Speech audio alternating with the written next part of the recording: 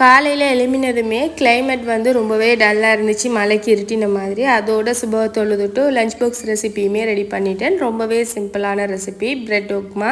ஒரு கடாயில் கொஞ்சமாக ஆயில் சேர்த்துட்டு கடுகு கருவேப்பிலை கொஞ்சமாக இஞ்சி பூண்டு பேஸ்ட்டும் சேர்த்து நல்லா பச்சை வாசனை போன வரைக்குமே நல்லா வதக்கிட்டு அதில் தக்காளி பச்சை மிளகாய் அதோட வெங்காயமாக சேர்த்து வதக்கிட்டு கொஞ்சமாக உப்பு அதோட தனி மிளகாய் தூள் சேர்த்து வதக்கி எடுத்திருக்கேன். அதில் ப்ரெட்டை பிச்சு பிச்சு போட்டு பெரட்டி எடுத்துட்டோம்னா ரொம்பவே சிம்பிளான ப்ரெட் உப்புமா ரெடி. ஸோ நீங்கள் இதோட கொஞ்சமாக வெஜிடபிள்ஸ் கூட சேர்த்து வதக்கிக்கலாம். ஸோ உங்களோட விருப்பம். ரொம்பவே சிம்பிளான ரெசிபி, டேஸ்ட்டு ரொம்பவே நல்லா இருக்கும். குட்டீஸுக்கு ஒரு முறை ட்ரை பண்ணி பாருங்கள். அதோட வீட்டிலேயே பறித்து கட் பண்ண கொய்யாப்பழம் ஸ்நாக்ஸுக்காக வச்சுருக்கேன். ஒரு கேண்டியும் வச்சு ஸ்கூலுக்கு கொண்டு விட்டுட்டு வந்துட்டேன். அப்படியே இன்றைக்கி இருந்த கேக்கோட செய்யுமே கம்ப்ளீட் பண்ணிட்டேன். ட்ரிங் கேக்கோடஸ் இருந்துச்சு, ப்ரௌனி, அதோட கேக் டப், அதுவும் ஒயிட் சாக்லேட் கேக் டப்பும் இருந்துச்சு.